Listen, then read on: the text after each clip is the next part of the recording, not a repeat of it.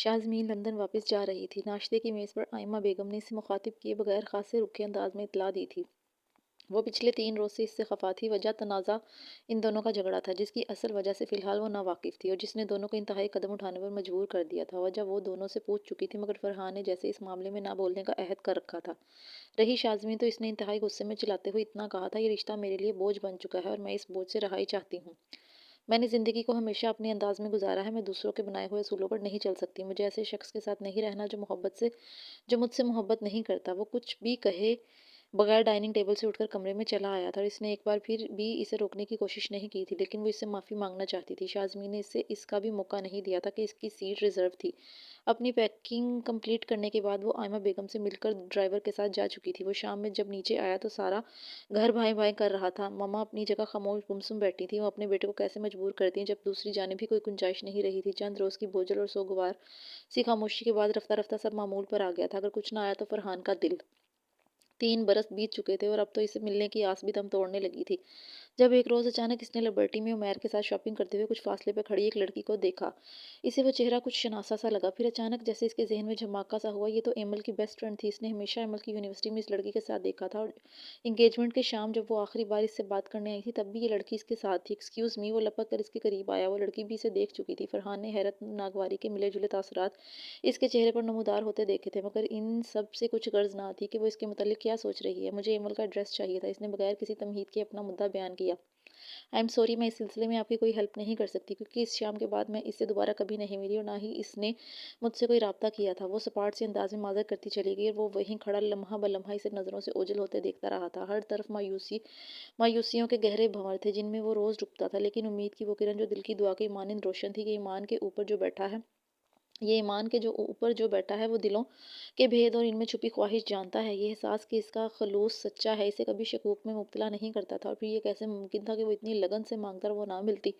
کچھ روز قبل آئمہ بیگم پر اس کی شادی کا پھر سے جنون سوار ہو چکا تھا، جو اکثر اوقات بیٹھے بٹھائے ان پر سوار ہوتا ہی تھا، اور اس سلسلے میں اب کی بار انہوں نے ایک لڑکی بھی فائنل کر لی تھی۔ فرحان کے مسلسل انکار کے باوجود ان پر کوئی اثر نہیں ہو رہا تھا اور اس بار اپنی منوا کر ہی دم لینا چاہتی تھی۔ آخر تھک آ کر اس نے سب کچھ بتا دیا۔ پھر تو گویا گھر میں ایک طوفان سا اٹھ آیا تھا۔ حالات اتنے ناسازگار ہوئے کہ وہ گھر چھوڑ کر کچھ دنوں کے لیے شمالی علاقہ جات کی خاک چھاننے نکل آیا اور پھر قسمت سے اس دروازے تک لے آئی جہاں سے اس کا ایک نیا سفر شروع ہونے والا تھا۔ اللہ اکبر، اللہ اکبر! موذن کی پہلی صدا پر وہ اپنے خیالوں سے چونکا اور آنکھیں بند کرتے ہوئے بڑی عاجزی کے ساتھ اس ذات اعلیٰ کی عظمت اور کبریائی کا اعتراف کرتے اس کے لب اذان کی ہر کلمات کے ساتھ ہل رہے تھے۔ ساری رات اس صوفے پر بیٹھے بیٹھے بیت گئی تھی۔ دودھ سے بھرا اور نیم گرم گلاس اب برف میں تبدیل ہو چکا تھا اور اس کا وجود بھی اسی گیسٹ ہاؤس کے اوپر والے پورشن میں کوئی اور بھی تھی جو ماضی کے اس سفر میں رات بھر اس کے ہمراہ رہی تھی۔ نیند تو آج اس سے بھی نہیں آئی تھی۔ یہ جگہ اس کا بھی تھا، اس نے بھی کاٹا تھا اور اس کے خیالوں کا تسلسل بھی موذن کی آواز پر ہی ٹوٹا تھا۔ وہ بال لپیٹ کر بستر سے باہر نکل کر آئی۔ اس کا ارادہ نماز ادا کرنے کا تھا، جب سیڑھیاں اترتے ہوئے اسے ٹھٹک کر رک جانا پڑا۔ وہ واش بیسن کے قریب کھڑا وضو کر رہا تھا۔ وضو کرنے کے بعد اس کی نظر ایمل کی سمت اٹھی تو ٹاول سے چہرہ اور کنپٹی کہنیوں تک بازو خشک کرتے ہوئے اس نے ایمل سے جائے نماز مانگی تو وہ ترش لہجے میں بولی، اب یہ ڈھونگ کس لیے؟ وہ مدھم سا مسکرایا جیسے بڑی بے بسی سے ہنسی ہو۔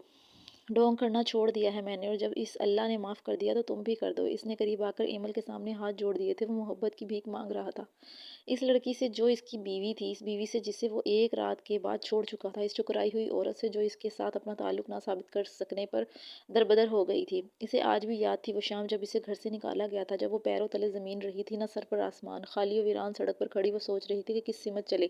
اس کے لیے تو کسی بھی راہ کے اختتام پر اب ایسی کوئی چھت نہیں تھی جو اس کا سائبان بن جاتی، جو اسے زمانے کی وحشت اور درندگی سے بچا لیتی۔ ایسا کوئی آنچل نہیں تھا جو اس کے وجود کو اپنی پناہوں میں سمیٹ لیتا۔ اسے بابا جان کی بہت یاد آ رہی تھی۔ آج وہ ہوتے تو کیا ان کی بیٹی یوں راہوں میں خوار ہو رہی ہوتی۔ چل چل کر جب پاؤں شل ہو گئے تو وہ سڑک کے کنارے پر ایک بڑے سے پتھر پر بیٹھ گئی۔ کیا میں کسی دارالعمان چلی جاؤں؟ وہ ابھی سوچ ہی رہی تھی جب ندا اس کے لیے فرشتہ بن کر چلی آئی۔ تم یہاں کیوں بیٹھی ہو؟ تمہیں میں نے تو تمہارے گھر ڈراپ کیا تھا۔ وہ فکر مندی سے اس کا ہاتھ تھامے پوچھ رہی تھی۔ ایمل کے پاس جواب میں سوائے آنسوؤں کے کچھ بھی نہیں تھا۔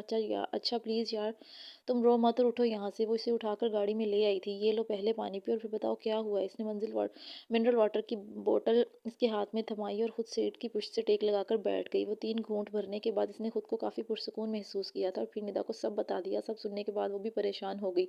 अच्छा तुम मेरे घर चलो प्लीज़, रिलैक्स हो जाओ, सब ठीक हो जाएगा। वो कुछ देर सोचने के बाद तसल्ली अमीज़ लहजे में कहती अपने घर ले आई। इसकी मम्मा बज़ाहिर तो काफ़ी खुश इखलाक़ी से पेश आई, मगर बाद में इन्होंने निदा को खूब डांटा था। निदा, 1 हफ्ते तक तुम्हारी शादी होने वाली है और तुम अपनी दोस्त को उठाकर घर ले आई हो। मैं सब रिश्तेदारों को क्या जवाब दूंगी? इसके साथ जो हुआ वो इसकी प्रॉब्लम है, तुम इसमें खुद को इन्वॉल्व मत करो।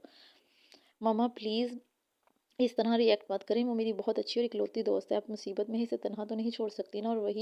और रही रिश्तेदारों की बात, तो ये आप कह दीजिएगा कि वो मेरी शादी अटेंड करने आई है। इसने चुटकियों में हल बता दिया। इसके बाद इन्होंने उबरू उचकाकर कदरे खुश्क लहजे में पूछा, तो एक लम्हा को वो भी सोच में पड़ गई। मम्मा, अगर हम एमल को नारान भेज दें, ये वेल एजुकेटेड है, आपका स्कूल संभाल लेगी और रहाइश का भी कोई मसला नहीं होगा, फिर आपकी भी तसल्ली रहेगी और ये जो हर महीने आपको मुआयने के लिए वहाँ विजिट करना पड़ता है, इससे भी निजात मिल जाएगी। निदा ने फ़ौरन यूनिक और काफ़ी हद तक मसलहत आमीज़ आइडिया देकर दोनों की मुश्किल आसान कर दी। आंटी को भी इसका मशवरा पसंद आया था और एमल को भी।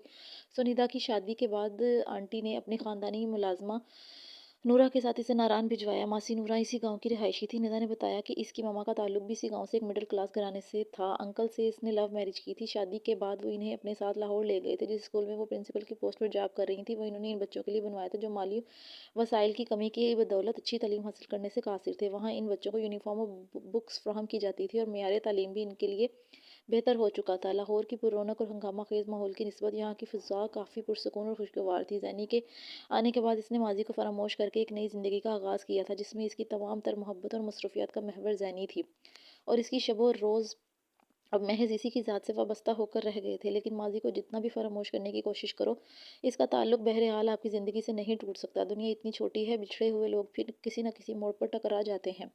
मुझे माफ़ कर दो इमल। वो कितनी आस भरी नज़रों से इसे देख रहा था। इसकी आंखों में नमी थी, लबों पे फरियाद। इसके दोनों हाथ इसके सामने जुड़े थे। इसने पहली बार अपने सामने किसी मर्द को यूं झुककर नदामत का इजहार करते हुए देखा था।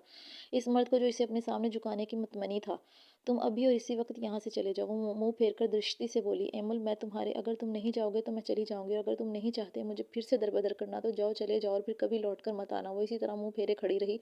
वो कितने ही पल इसे खड़ा देखता रहा, फिर शिकस्ता कदमों से चलता इस गेस्ट हाउस का मरकजी दरवाज़ा अबूर कर गया।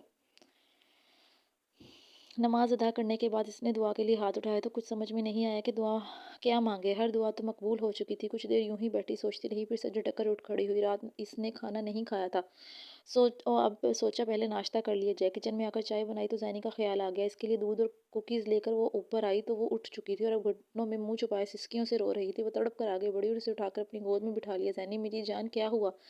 इसने इसके बाल संवारते हुए माथे पे बोसा दिया तो वो रोते हुए खुफगी से बोली, आपने कहा था बाबा कुछ दिनों तक वापस आएंगे, आज 8 रोज़ तो हो चुके हैं, वो फिर कब आएंगे? वो मशकूक नज़रों से अमल को देखते हुए फिर बोली तो वो लब हिलाना भूल गई। इसकी आंखों में ढेर सा पानी उमड़ आया और अगले ही पल वो फूट फूट कर रोने लगी। जैनी मेरी जान, अमल इसके यूं रोने पर बेचैन हो गई। आप झूठ बोलती हैं, आप गंदी हैं, मैं आपसे कभी बात नहीं करूंगी। वो खुफगी से कहती बाहर भाग गई। इसके लिए जैसे ज़िंदगी का हर रंग फीका पड़ गया था। वो उठकर इसके पीछे जाने वाली थी जब इसकी नज़र दरवाजे के करीब रखे सुर्ख गुलाबों के गुलदस्ते से टकराई। जब से वो गया था तब से ये फूल आना शुरू हुए थे। वो उठा कर फूलों का जायज़ा लेने लगी। मैं इसमें एक कार्ड भी था जिसपे खूबसूरत सी नज़म तहरीर थी, हज़ारों पल तुम्हारे बिना ना पूछो कैसे काटे हैं, कभी यादें रुलाती हैं, कभी मौसम सताते हैं, इसे कह दो हम आते हैं, हमारा मान रख लेना, हमें वापस नहीं जाना, हमें दिल में बसा लेना, हमें अपना बना लेना, बहुत रूठा नहीं करते, मोहब्बत तो इबादत है, इसे रुस्वा नहीं करते, जो थक कर लौट आए हैं इसे तन्हा नहीं करते। ऐसी ही नस्में पहले आने वाले कार्ड पर भी दर्ज थीं। तो क्या वो अभी तक इसी शहर में है? इसकी सरगोशी नुमा बड़ाहट मध्यम थी। धड़कनों की बेख्तियारी पर इसने सर झटक दिया। पिछले 5 वर्षों से वो दिल को लिफ्ट करवाना छोड़ चुकी थी। वो कारपेट पर ऊंधे मुंह लेटे रोती हुई सो गई। अमल ने इसे उठाकर बिस्तर पर लेटाया तो इसके वजूद पर हरारत का एहसास हो। इसने घबरा कर बेसाख्ता पेशानी पर हाथ रखा तो वो बुरी तरह बुखार में तप रही थी।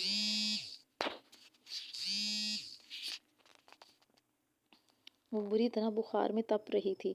इससे पहले भी हल्का सा टेम्परेचर था जो अब शिद्दत इख्तियार कर चुका था। 2 रोज़ तक वो इसे मेडिसिन खिलाती रही लेकिन मामूल सा भी फ़र्क नहीं पड़ा। दूसरा, वो खाने पीने में भी बहुत नखरे दिखा रही थी। 2 दिन में ही अमल को इसकी रंगत जर्द पड़ती मालूम हो रही थी। इससे तो वो बिल्कुल भी बात नहीं कर रही थी। अगर कभी मुंह खोलती तो एक ही सवाल करती, पापा नहीं आए?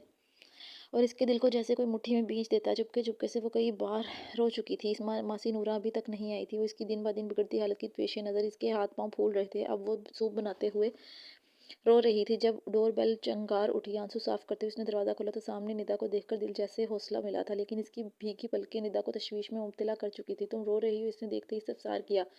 تم اندر تو آؤ۔ وہ مصنوعی بشاشت کا مظاہرہ کرتی اسے اندر لے آئی اور زینی کے متعلق بتاتے ہوئے اس کا لہجہ پھر سے بھیگ گیا۔ اچھا تم گھبراؤ مت، میں دیکھتی ہوں، تسلی امیز لہجے میں کہتی اوپر چلی گئی۔ زینی اسے دیکھ کر مسکرائی تھی۔ ندا نے اسے اپنی باتوں میں لگا کر سوپ بھی پلایا تھا اور میڈیسن بھی کھلائی تھی اور پھر شہزادی کی کہانی سنتے ہوئے سو گئی تو وہ دونوں اٹھ کر ٹیرس پر چلی آئیں۔ ایمل کچھ روز قبل میری ملاقات فرحان سے ہوئی تھی۔ اس کا سرسری لہجہ عمل ایمل کو چونکا گیا تھا، مگر میں اسے تمہارے متعلق کچھ نہیں بتایا۔ اگلے ہی پل ہاتھ اٹھا کر ڈرنے کی ایکٹنگ کرتے ہوئے اس نے اپنی صفائی پیش کی، جس پر ایمل نے گہرا سانس بھرتے ہوئے سب بتا دیا کہ کچھ دیر تو جیسے وہ کچھ بولنے کے قابل ہی نہیں رہی، اور تم اس کی جرم کی سزا اپنی معصوم بیٹی کو دے رہی ہو۔ کیوں ایمل؟ اگلے ہی پل اس نے ایمل کو جھنجھوڑ ڈالا تھا۔ یہ تم پوچھ رہی ہو؟ ایمل نے بے یقینی سے اسے دیکھا۔ تم اسے معاف نہیں کر سکتی تاکہ وہ مجھے پھر سے ڈیپ کرے؟ جب وہ تمہیں ٹریپ کر رہا تھا تو اب تم اس کے فریب میں آ گئی۔ آج وہ تم سے محبت کرتا ہے تو تم اس کا اعتبار کیوں نہیں کر سکتی؟ تم میرے سامنے اس کی حمایت نہ کرو، اس نے جھنجھلا کر ٹوکا۔ ایمل اپنے ساتھ ہوئی زیادتی کا بدلہ تم لے چکی ہو۔ اس نے تمہارے ساتھ دھوکہ کیا تھا تو تم نے بھی تو بڑی محفل میں اس کی انسلٹ کی تھی، اور آج اگر اتنی پرسکون ہو تو صرف اس لیے کہ تمہاری ضمیر پر کوئی بوجھ نہیں ہے۔ تم نے کوئی گناہ نہیں کیا مگر وہ اپنے کیے پر نادم ہے۔ تم سے معافی مانگ چکا ہے، تمہاری بیٹی کو اپنا نام دے رہا ہے اور تمہیں عزت، اور اب تم اور کیا چاہتی ہو؟